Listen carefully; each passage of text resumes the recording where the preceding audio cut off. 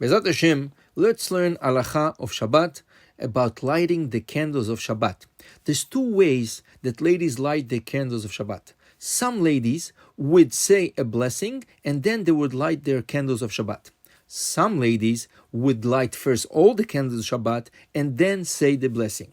So let's explain the difference. Why some do like this and others do like this. Truthfully, those two ways of doing it are two opinions in Shulchan Aruch. Maran, Rabbi Yosef Karo, which is the Sephardi opinion, he said that you should first say the blessing and then light the candles. The Rama, which is the Ashkenaz opinion, says, no, you should first light the candles and then say the blessing at the end. What's the two opinions all about? So the Shulchan Aruch says, when you want to eat an apple, do you eat the apple first and then you say the blessing, Borei Pri Ha'etz? Impossible. First you say a blessing and then you eat the apple. When you want to put tefillin, do you pray with your tefillin, the whole shachrit, and at the end you say, Le'aniach tefillin? No. First you say a blessing, you put your tefillin, and you pray shachrit. So that means, like the Gemara is teaching us, always the blessing comes before the action. Whatever you want to do as an action of mitzvah, first you make a blessing and then you pass to the action. Lighting candles of Shabbat is the same thing. First we say the blessing, Ladlik Ner Shabbat, and then we do the action which is lighting the candles. Comes the Rama, which lived in Europe, which was the Ashkenaz opinion, and tells us we can't do it in this specific case. And why not? The reason is, he says, because when a lady says the blessing, Baruch Ata Hashem, Elokeinu melech haolam, asher kiddushanu v'mitzvotav v'tzivanu, le'adlik ner Shabbat, she accepted at that moment the Shabbat. If she accepted the Shabbat, she cannot light anymore her candles. In this specific case, she would have to reverse the things. She would have to light first, and it's not Shabbat yet for her, and then say the blessing and accept right away Shabbat. But how do you answer the question of the Bet Yosef? You cannot do an action before making the blessing. Once you do the action, it's finished. How do you do that? So he says the ladies should light their candles, and the bracha, the blessing is that we want to enjoy the light of the candles. So right after lighting all the candles, the ladies cover their eyes so they don't enjoy the light from the candles. They recite the blessing and then they remove their hands from their eyes, and this is over l'asiyata, and you pass to the action, which means now you can enjoy the light of the candles, right? The Shulchan Aruch was not in this opinion, and he was in the opinion you don't accept Shabbat till the end of the action, which is when you finish lighting the candles of Shabbat.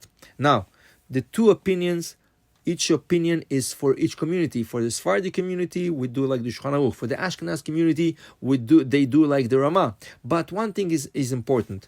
Always, you follow your mother's custom, which means, what was your mother's custom? Would she make the blessing on the Shabbat candle and then light, or would she light first and then make Shabbat?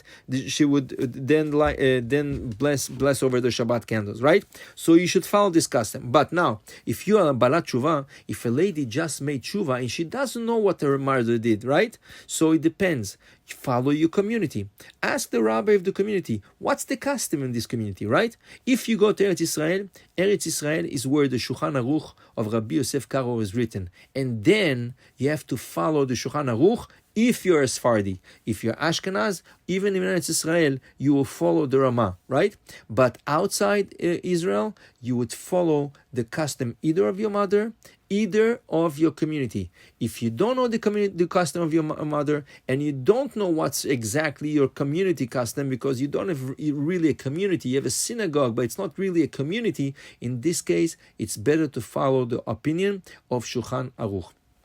So to tell you, both opinions are right, but we have to follow what our sages told us. Now, the Chachamim, the Ashkenazi also, when the ladies put their hands or their eyes and they say the blessing, they like make a movement, a three, right? They move their hands around and then they put their hands on their eyes. What is this movement that you turn your hands 3 times and you put it on your eyes? Really? So no one really knows what's the custom for that. The most important thing is that you cover your eyes just before reciting the blessing. Also, one important thing is, the Shulchan Aruch tells us that if for some reason a lady has to travel after lighting the candles of Shabbat, that according to all opinions, Sephardi and Ashkenaz, once you said the blessing and you lit your Shabbat candles, or the opposite, you lit your Shabbat candles and said the blessing, you're in Shabbat. There is a way not to accept the Shabbat yet, which means you make a condition. I'm lighting my Shabbat candles, but I'm letting myself 10-15 minutes to get to destinations, which means if a mikveh is very far and you have to travel, you can light your Shabbat candles 15 minutes before the real time in the calendar, and your husband can accompany you to the mikveh and drop you off there, go to the synagogue and daven, and you would walk back home, right? This is good for Ashkenaz and Sephardi.